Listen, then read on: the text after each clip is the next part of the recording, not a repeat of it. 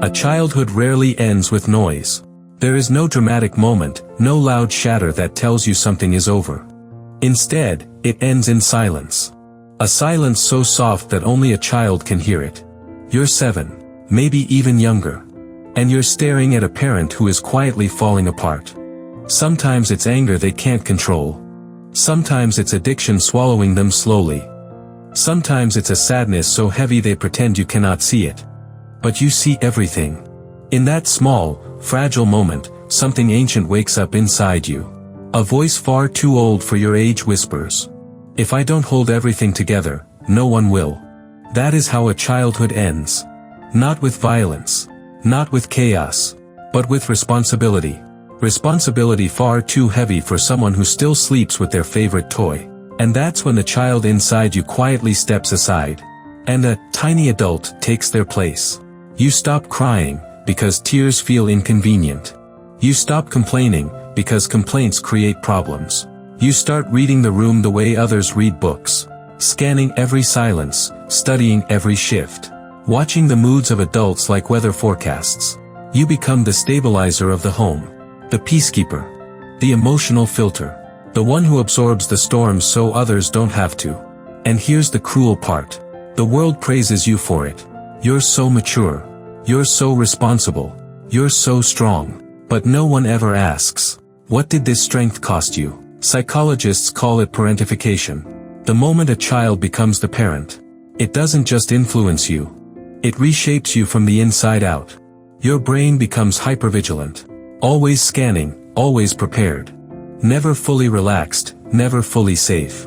Love becomes something you earn, not something you receive. Your own needs become dangerous, while everyone else's needs become urgent. So you learn to disappear. Not physically, but emotionally. You become silent in your own life.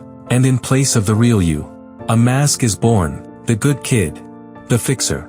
The helper. The achiever. The one who never asks for anything. You wear that mask for so long, that even you begin to mistake it for your face. But deep beneath it, a forgotten child curls in the dark, whispering the question that was never answered. Why didn't anyone protect me? Years pass. You grow up, you leave the house, but the wounds you carried do not stay behind.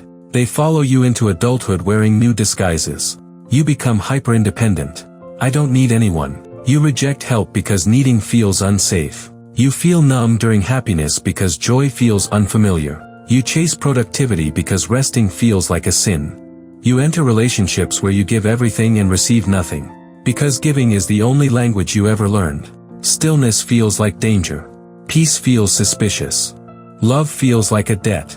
You think this is your personality, but it's not. It's trauma. Trauma wearing adult clothes. And you wonder, why would a child choose such a heavy role? Because children will sacrifice anything, even their identity, for attachment. They will trade authenticity for survival. They will become what the parent needs, because the alternative is losing the parent altogether. This isn't weakness. This is instinct. This is biology. The tragedy is simple. What saved you as a child is suffocating you as an adult. So many high-functioning adults you see, the ones with perfect smiles and perfect achievements, are children who learned long ago that being strong was their only option. They are reliable. They are mature.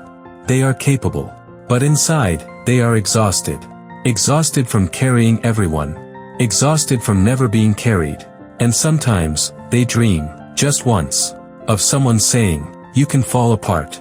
I'll hold you." But no one ever says it. So they keep holding themselves together with trembling hands. Healing doesn't start with fixing. Healing starts with witnessing. With admitting the truth you were never allowed to speak. Because every time you say, "It wasn't that bad," you abandon the child again. Fine is not healing. Fine is survival. And you've survived long enough. When a child grows up too fast, they become adults who apologize for having feelings, who interpret kindness as danger, who overfunction in relationships, who fear being a burden, who shrink themselves to keep peace. Not because they're weak, but because they were trained to survive. The turning point comes when you finally walk back to the child you left behind, and whisper the words they needed long ago. You didn't deserve that. You were just a kid. You get to rest now. That is shadow work. not rewriting the past, but acknowledging it. It means grieving the birthdays where no one noticed, feeling the tears you were never allowed to cry, letting the frozen places inside you melt. It is not weakness. It is release. And slowly, as you heal, your patterns begin to change. You stop being the therapist in every relationship. You stop giving until you break. You start setting boundaries without guilt.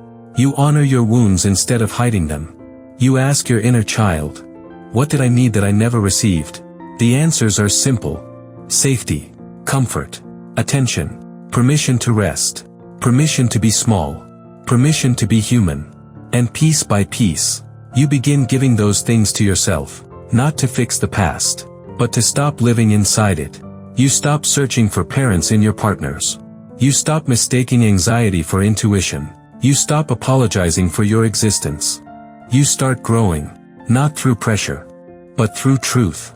Because yes, your childhood was stolen from you, but your future is still yours. And for the first time in your life, you get to write it.